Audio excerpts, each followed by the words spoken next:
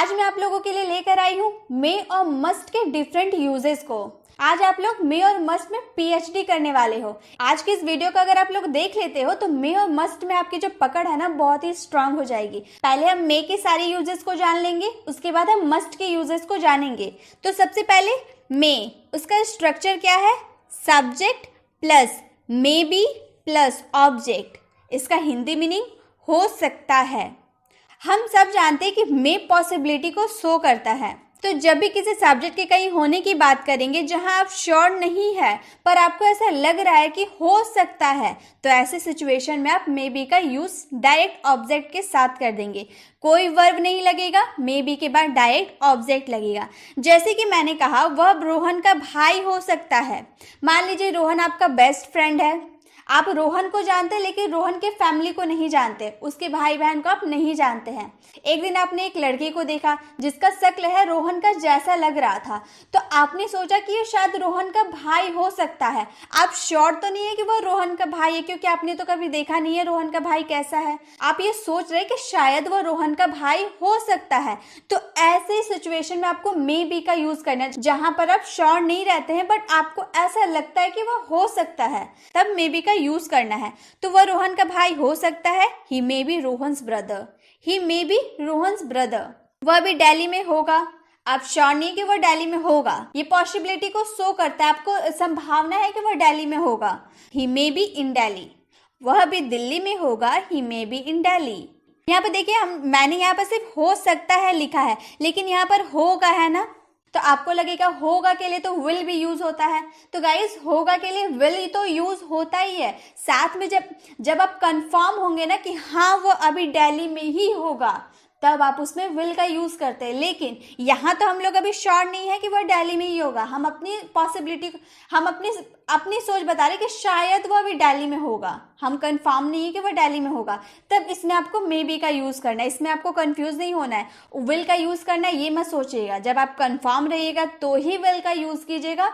Possibility अगर लो है कि वह दिल्ली में होगा तब उसमें आप मे बी का यूज कीजिएगा। वह डॉक्टर हो सकता है, he may be a doctor. He may be a doctor, वह डॉक्टर हो सकता है, शायद वह डॉक्टर हो सकता है। मेरा भाई अभी घर पर हो सकता है, तो घर पे हो सकता है, my brother may be at home. मेरा भाई अभी घर पर हो सकता है, my brother may be at home. वह शायद तुम्हारा दोस्त होगा, he may be your friend. वह शायद तुम्हारा दोस्त होगा, he may be your friend. जब आपके सेंटेंस में हो सकता होगा ना, जैसे वह अभी बिजी होगी या फिर वह बिजी हो सकती है, सी मे बी बिजी नाउ, ठीक है। तो इसी तरह से जब आपके सेंटेंस में हो सकता है या फिर होगा, पॉसिबिलिटी की बात करेंगे ना, तब उसमें मे बी का यूज करना है। क्लियर मे बी के साथ डायरेक्ट ऑब्जेक्ट का ही यूज करना है, कोई वर्ब नहीं रहेगा। इसमें हम लोगों ने जितने सेंटेंस देखे इसमें कहीं भी हम लोगों ने वर्ब यूज नहीं किया है, हम लोगों ने डायरेक्ट मे बी के बाद ऑब्जेक्ट यूज कर दिया है। तो मे बी क्लियर हो गई। अब आगे देखते हैं। अब हमारा सेकेंड स्ट्रक्चर है subject plus may be plus verb में आईएनजी। यहाँ हम लोग मे बी के बाद डायरेक्ट ऑब्जेक्ट नहीं लगाएंगे, वर्ब में आईएनजी लगेगा प्लस ऑब्जेक्ट।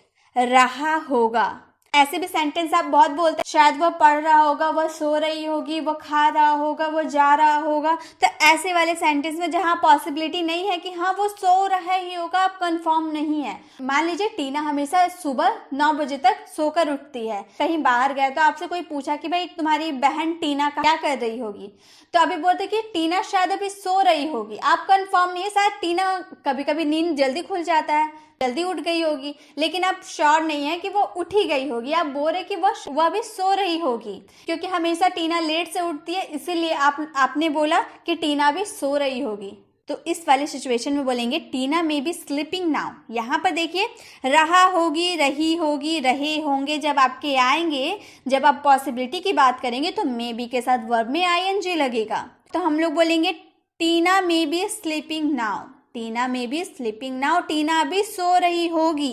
आप कंफर्म नहीं है, इसलिए आपने मे बी का यूज किया है। रवि टीवी देख रहा होगा, रवि टीवी देख ही रहा होगा हमने नहीं बोला, हमने बोला रवि अभी टीवी देख रहा होगा। वो देख भी सकता है या फिर नहीं भी देख सकता, वो उसकी मर्जी है। वह कब तक टीवी देखेगा वो भी उसकी मर्जी है। हमसे कोई पूछा रवि क्या कर रहा है, तो मैंने कह दिया रवि अभी टीवी देख रहा होगा। तो रवि में बी वॉचिंग टीवी। मैं कंफर्म नहीं हूँ कि रवि टीवी देख रहा है, मैंने बस अपने हिसाब से बताया। जब मैं घर से बाहर निकली थी तो रवि अभी टीवी देख रहा था, तो उसी हिसाब से मैंने बोला कि रवि अभी टीवी देख रहा होगा। तो रवि में बी वॉचिंग टीवी। बच्चे खेल रहे होंगे, चिल्ड्रन में बी प्लेइंग। बच्चे खेल रहे होंगे, चिल्ड्रन में बी प्लेइंग। मेरी माँ खाना बना रही होगी। खाना बनाने का टाइम है भाई, तो कोई हमसे पूछेगा कि माँ क्या कर रही, तो मैं तो यही बोलूँगी कि माँ भी खाना बना रही होगी। तो माई मदर में बी कुकिंग फूड। अब मेरी माँ खाना बना ही रही है फिर टीवी देख रही है, वो मैं तो नहीं जानती। मैं जब अभी बनाने का टाइम है इसलिए मैंने बोल दिया कि हाँ भाई मम्मी खाना बना रही होगी। तो माई मदर में बी कुकिंग फूड। मेरी माँ खाना बना रही होगी, माई मदर में बी कुकिंग फूड। वह शायद जा रहा होगा, ही मे बी गोइंग। वह शायद जा रहा होगा, ही मे बी गोइंग। और एक बात मैं आपको क्लियर कर दूं कि मैंने यह शायद यूज़ किया ना, जब एकदम आप लो पॉसिबिलिटी की बात करेंगे ना, एकदम लो, जहां पर आपको बहुत 20 से 30% की चांस होगी कि वह सो रहा होगा या फिर जा रहा होगा, तब उसमें आपको माइट का यूज़ करना है। हम लोगों ने वह शायद जा रहा होगा, इसमें 50% की पॉसिबिलिटी है कि हाँ शायद वह जाएगा ही या फिर नहीं भी जा सकता है।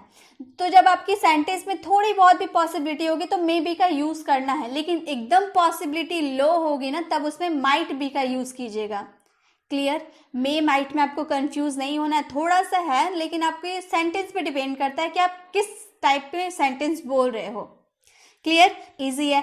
आपको ये सारी स्ट्रक्चर ना माइंड में फिट कर लेना है, एकदम डाउनलोड कर लेना है। जैसे फोन में हम लोग कुछ डाउनलोड कर लेते हैं ना, इंस्टॉल कर लेते हैं ना, तो वैसा ही ये सारे स्ट्रक्चर ना आपको दिमाग में डाउनलोड कर लेना है। दिमाग में डाउनलोड कर लीजिए, भूलिएगा मत। अगर ये याद रहा ना, आप कोई सा भी सेंटेंस आसानी से बना सकते हैं, बिल्कुल आसानी। अब आगे देखते हैं। Subject plus may have plus verb में वर्ब का third form plus object. May have का यूज हम कैसे सेंटेंसेस के लिए करते हैं, जिसके लास्ट में लिया होगा, किया होगा, देखा होगा, ऐसे सेंटेंस आता है ना, तो ऐसे वाले सेंटेंस बोलेंगे ना तो उसमें मे हैव के साथ डायरेक्ट वर्ब का थर्ड फॉर्म यूज करना है, वर्ब का थर्ड फॉर्म यूज करना है। लेकिन सेकंड स्ट्रक्चर भी देख लेते हैं ना, तो उसमें मे हैव के साथ डायरेक्ट वर्ब का थर्ड फॉर्म यूज करना है, वर्ब का थर्ड फॉर्म यूज करना है। लेकिन सेकंड स्ट्रक्चर भी देख लेते हैं। सब्जेक्ट मे हैव, इसमें भी मे हैव है, इसमें भी है, लेकिन इसमें डिफरेंस क्या है, इसमें वर्ब में थर्ड फॉर्म लगाए ना, इसमें वर्ब रहेगा ही नहीं, डायरेक्ट ऑब्जेक्ट लग जाएगा। मे हैव के साथ डायरेक्ट ऑब्जेक्ट। कैसे सेंटेंस में? पास होगा, तुम्हारे पास एक कार होगी, उसके पास फोन होगा, उसके पास कलम होगा, उसके पास किताब होगा, पॉसिबिलिटी शो कर रहा है, ठीक है। तो पास होगी वाले सेंटेंस के लिए ना मे हैव के साथ डायरेक्ट ऑब्जेक्ट यूज करना है, वर्ब नहीं करना है। जैसे कि मैंने कहा शायद मेरे पास इंग्लिश की किताब होगी। मान लीजिए आपका फ्रेंड आपसे आके पूछ रहा कि भाई तुम्हारे पास इंग्लिश की किताब है, आप कंफर्म नहीं है कि आपने खरीदा है, आप बस बोल रहे कि शायद मेरे पास इंग्लिश की किताब होगी, मैंने शायद खरीदा होगा, तो उस समय शायद बोल दिए ना कि आपके पास किताब होगी, पास होगा बोल रहे हैं ना, आपके पास किताब होगी, तब बोलेंगे I may have an English book, I may have an English book. कोई वर्ब नहीं लगा, डायरेक्ट मे हैव के बाद ऑब्जेक्ट लग गया। शायद उसके पास तुम्हारी कलम होगी, ही मे हैव योर पेन। शायद उसके पास तुम्हारी कलम होगी, ही मे हैव योर पेन। उनके पास पैसे होंगे, उनके पास महंगा फोन है, महंगा गाड़ी है, तो उनके पास तो पैसे भी होंगे, दे मे हैव मनी, उनके पास पैसे होंगे। आपने मेरी वीडियो देखी होगी। अब बात आया लिया होगा, देखा होगा या फिर किया होगा, ऐसे सेंटेंसेस के लिए हम लगाएंगे मे हैव के साथ वर्ब का थर्ड फॉर्म। अब हम लोगों ने पास होगी वाले तो सेंटेंस देख लिए, अब ऊपर वाले के भी तो स्ट्रक्चर वाले सेंटेंस देखने पड़ेंगे। आपने मेरी वीडियो देखी होगी, you may have watched my video, आपने मेरी वीडियो देखी होगी। मे हैव के साथ वर्ब का थर्ड फॉर्म हम लोगों ने लगा दिया। तो जहां भी आपके सेंटेंस में गया होगा, देखा होगा, किया होगा, लिया होगा, सुना होगा, ऐसे सेंटेंस आएंगे ना, तो आप झट से मे हैव के साथ वर्ब का थर्ड फॉर्म लगा दीजिएगा। वह थक गया होगा, शायद वह थक गया होगा, he may have got tired, he may have got tired. अब कंफर्म नहीं है कि वह थक गया है, आप अपने हिसाब से बता रहे हैं कि वह थक गया है, तो ही मे हैव गॉट टायर्ड। तुमने उसके बारे में सुना होगा, जब मैंने सुना है तो शायद तुमने भी वो सुना होगा, you may have heard about it, you may have heard about it, तुमने उस बारे में सुना होगा। क्लियर? लिया होगा, किया होगा, दिया होगा या फिर पास होगा, ऐसे सेंटेंसेस भी बहुत आसानी से बन जाएगा। जब कुछ लिया होगा, दिया होगा बोलेंगे तो मे हैव के साथ वर्ब का थर्ड फॉर्म लगा देंगे। और जब पास होने की, कोई चीज़ पास होने की बात करेंगे तो मे हैव के साथ डायरेक्ट ऑब्जेक्ट लगा देंगे, कोई वर्ब नहीं रहेगा। ये भी क्लियर हो गई।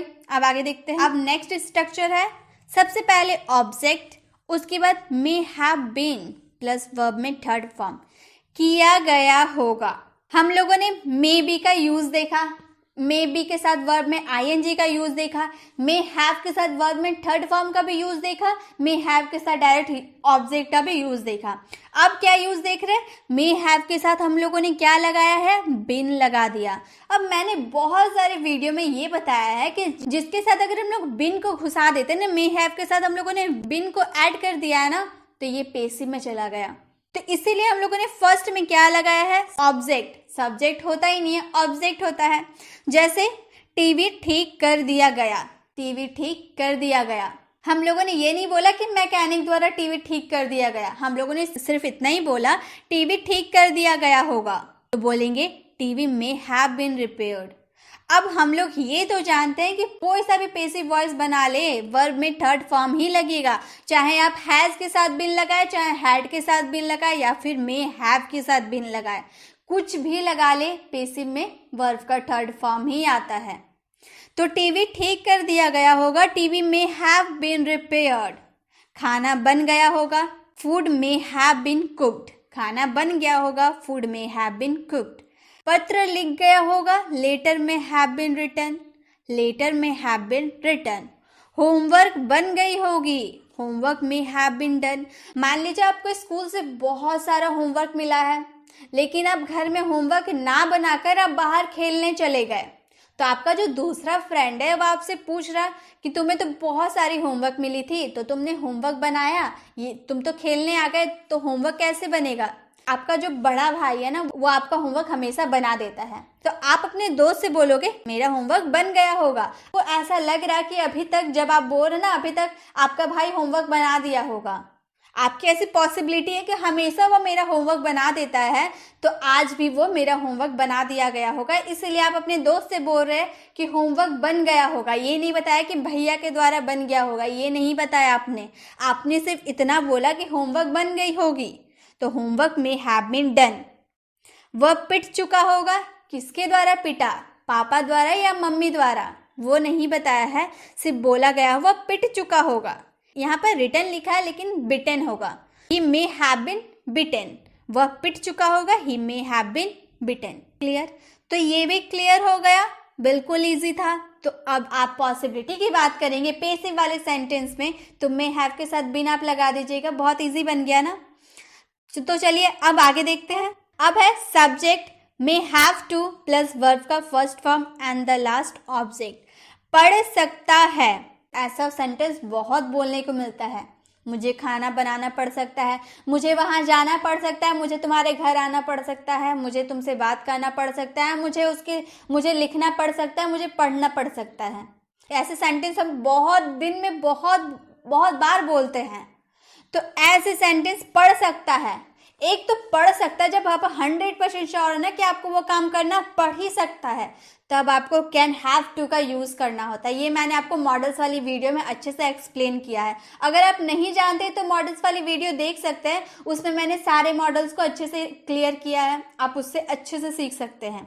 यहाँ पे लेके हम बात कर रहे हैं मे हैव की, तो जब आपकी पॉसिबिलिटी थोड़ी कम होगी ना कि मुझे खाना बनाना पड़ सकता है, पॉसिबिलिटी आपकी थोड़ी लो है, अगर आपकी मम्मी घर से बाहर गई तो आपको खाना बनाना पड़ सकता है, अगर नहीं गई तो आपको खाना बनाना नहीं पड़ सकता है। तो आपकी पॉसिबिलिटी तो कम है ना, इसलिए आप उसमें मे हैव टू का यूज़ कीजिएगा प्लस वर्ब का फर्स्ट फॉर्म के साथ। जैसे आपको वहाँ जाना पड़ सकता है, तो you may have to go there, आपको वहाँ जाना पड़ सकता है, you may have to go there. मुझे यह काम करना पड़ सकता है, I may have to do this, मुझे यह काम करना पड़ सकता है, I may have to do this. आपको अभ्यास करना पड़ सकता है, you may have to practise, आपको अभ्यास करना पड़ सकता है। You may have to practice. अगर आपके डाउट तो इस वीडियो से क्लियर हो गई तो आपको तो और अभ्यास करना नहीं पड़ेगा। अब आपके मन में क्या चल रहा है मैं तो नहीं जानती। अब आपको ये समझ में आया या नहीं समझ में आया, मेरा काम है आपको समझाना। तो मैं आपको बोल रही हूँ कि अगर आपको नहीं समझ में आया तो आपको ये फिर से अभ्यास करना पड़ सकता है। तो you may have to practise. आपको बोलना पड़ सकता है, you may have to speak. उन्हें यहाँ आना पड़ सकता है, they may have to come here. मुझे खाना बनाना पड़ सकता है, I may have to cook. मुझे खाना बनाना पड़ सकता है, I may have to cook. जब पॉसिबिलिटी कम की बात करेंगे ना तो पड़ सकता है के लिए आप आंख बंद करके मे हैव टू का यूज कीजिएगा प्लस वर्ब का फर्स्ट फॉर्म के साथ। क्लियर? बहुत ऐसे सेंटेंस बोलते होंगे, बहुत यूज करने को ये मिलेगा। आप बेधड़क इसका यूज कीजिए, बहुत ही सिंपल है। इसी के साथ मे के सारे यूजेस को हम लोगों ने जान लिया। बहुत इजी था, बहुत अच्छे से हम लोगों ने सीखा। अब मैंने आपको इजी लैंग्वेज में तो सिखा दिया, अब आपका क्या काम है? प्रैक्टिस करना है। अब क्या है? मे जान लिया, अब मस्ट को भी तो जानना पड़ेगा। तो चलिए अब मस्ट को जानते हैं। मस्ट का मतलब हम लोग जानते हैं जरूर, अवश्य। ये तो आप जानते हैं ना। तो मस्ट के साथ सिंपल हम लोग को वर्ब का फर्स्ट फॉर्म लगाना है। जब आपका सेंटेंस ऐसा हो, तुम्हें वो काम जरूर करना चाहिए, तुम्हें वो काम अवश्य करना चाहिए, तब मस्ट का यूज करेंगे। जरूर के लिए मस्ट का यूज करेंगे। जैसे रवि को वहां जाना चाहिए। अब सिंपल सा सेंटेंस है, रवि को वहां जाना चाहिए, तो इसमें जरूर वाला क्या बात हुआ? मैंने ना यहाँ जरूर लिखा है ना अवश्य लिखा है, तो ये रवि को जाना चाहिए समझ में नहीं आया ना। मान लीजिए रवि के पापा का एक्सीडेंट हो गया, मान लेते, मैंने ऐसा बोला नहीं, बस आपको एग्जाम्पल के लिए मैं समझा रही हूँ। मान लीजिए रवि के पापा का एक्सीडेंट हो गया, तो आप क्या उसको एडवाइस दे रहे हो कि आपके पापा का एक्सीडेंट हो गया तो आपको जरूर वहां जाना चाहिए। अब आया ना जरूर।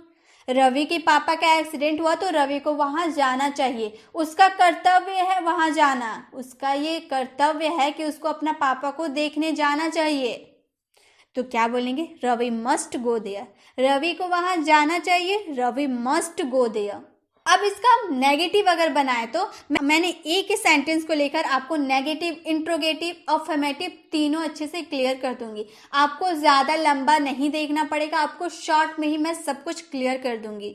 जैसे अगर मैंने अभी अफर्मेटिव सेंटेंस की बात की ना, आपको समझ में आया। अब नेगेटिव सेंटेंस में कैसे बोलेंगे? रवि को वहां नहीं जाना चाहिए। किसी को एडवाइस देते हुए बोलते हो ना, रवि को उसके साथ नहीं जाना चाहिए, वो अच्छा उसका फ्रेंड नहीं है तो रवि को उसके साथ नहीं जाना चाहिए। आपने रवि को एडवाइस दिया ना कि तुम्हें वहां नहीं जाना चाहिए, शुड का नहीं, तुम्हें आपने उसे बोला कि हाँ तुम्हें जरूर उसके साथ नहीं जाना चाहिए, वो अच्छा लड़का नहीं है, तो आप बोलेंगे Ravi must not go there. Must के बाद आपको नॉट लगाना है। Ravi must not go there, Ravi को वहां नहीं जाना चाहिए। अब क्वेश्चन पूछते हैं, क्या रवि को जाना चाहिए? क्या रवि का वहां जाना जरूरी है? अब ऐसे पूछते हैं ना, क्या रवि को वहां जाना चाहिए, जरूरी है? तो बोलेंगे मस्ट रवि गो देयर। क्या रवि को वहां जाना चाहिए? Must Ravi go there. मुझे किसके साथ जाना चाहिए? अब हमने क्या बोला? किसके साथ। क्वेश्चन पूछ देना। यहां हम लोगों ने क्या क्वेश्चन पूछा? क्या रवि को जाना चाहिए, तो आगे वाले से क्या जवाब मिलेगा? यस, नो, ऐसा ही ना। अगर जाना चाहिए तो यस, नहीं जाना चाहिए तो नो। इसलिए हम लोगों ने डायरेक्ट मस्ट से यूज किया अपने क्वेश्चन को।